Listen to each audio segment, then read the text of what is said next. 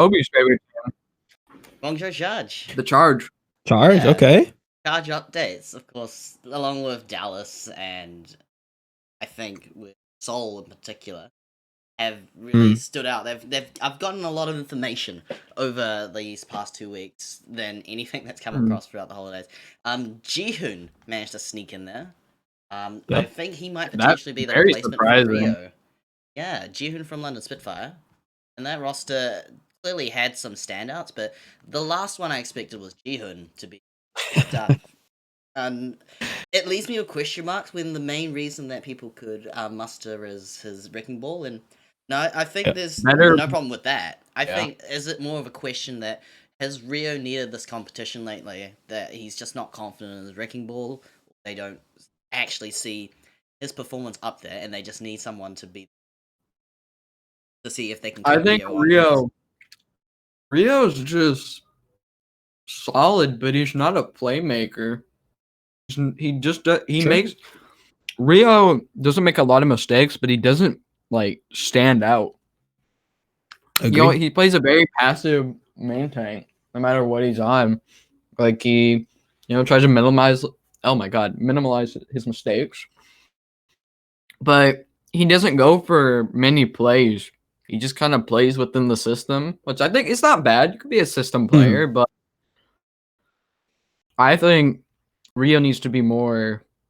I think Jaehoon's gonna make I think Rio is just doesn't stack well against other main tanks. I think Goose Choi is probably better than Rio. Gaga's better than Rio. Sure. I think he's solid. It just doesn't stand out. It's not. Its performance is always above average for a standard main tank because he delivers on consistency, on playing passive, and then the aggressiveness is always triggered by something. And that something, I think, was carried over from back when you had the Metabellum core. That's now completely been obliterated and cut up. And I think Chara's now gone to coaching for T1 over in Contenders. I'm looking forward to that team being coached by Chara. I think with Rio losing that kind of leadership that Chara had on this team last year and how successful it was, it just never quite clinched anything beyond a Summer Showdown victory.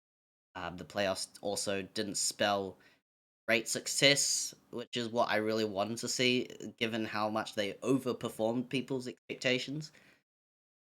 Rio, I think there is a spot for him to try to improve, and Jihoon's kind of the catalyst for that. And then below you've got Kaylee and Choi. I think a ripper. I think those two have been very good. But Kaylee is early. Yeah, would agree. Kaylee on Hitscan looks fantastic. I think Choi is definitely putting his name out there early in terms of Rookie of the Year ballots. Obviously, it's a little cooked because obviously recency bias. Not every team gets to play in, the mid off season tournaments. So again, maybe there's other rookies out there, but as it stands right now, from the people that we've seen, I think Choi is definitely, arguably at least, leading the pack on that discussion, and for a good reason. I think he looks great. Charge has a really interesting. I hope we continue to see their creativity is a little bit. Strong of a word, but their unique view on Genji when it comes to Choi. So hopefully that continues. I think that will definitely net them some fans when it comes to April. But I've been pleasantly surprised to Charge. I was not expecting a whole lot from them, and thus far I think I've been very impressed. I'm happy to say that I'm eating crow when it comes to Kareem, and the rest of the team definitely big ups. So. I mean, when you have Krong, God, probably best Sigma. Krong is a god. You have Eileen. We all know what he can do. Now, my only question mark, it's still a question mark for this team, is Mandu and Kareem.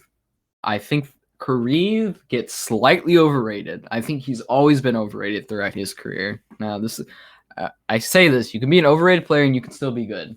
Yeah, of course. I get it. When people are like, "Oh, Kareem's he's gonna change the way that Charge play. He's gonna be like a shoe." Kareem is like a bug under Shu's foot. Like I don't just. Yeah, has he been performing well?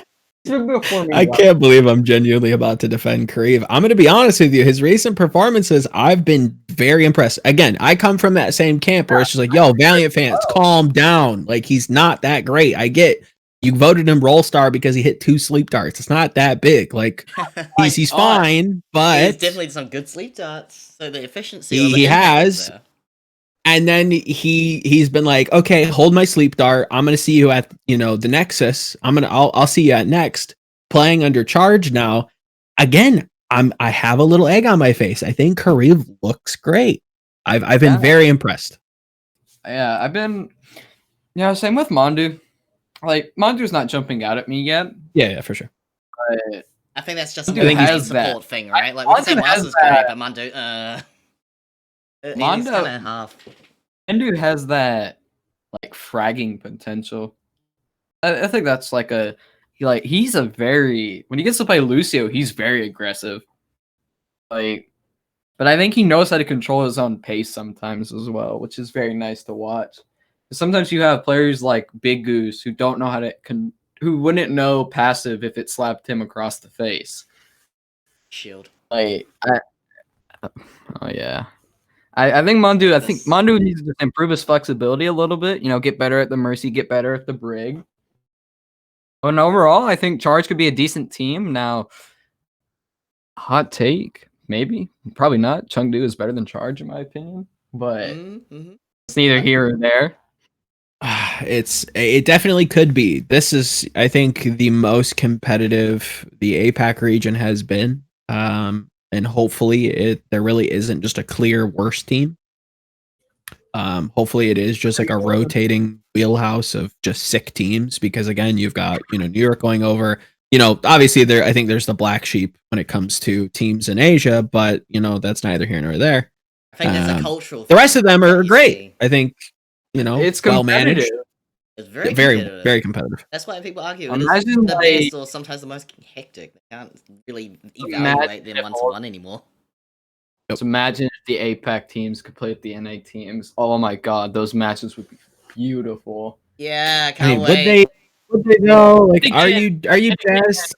And again, half the bottom.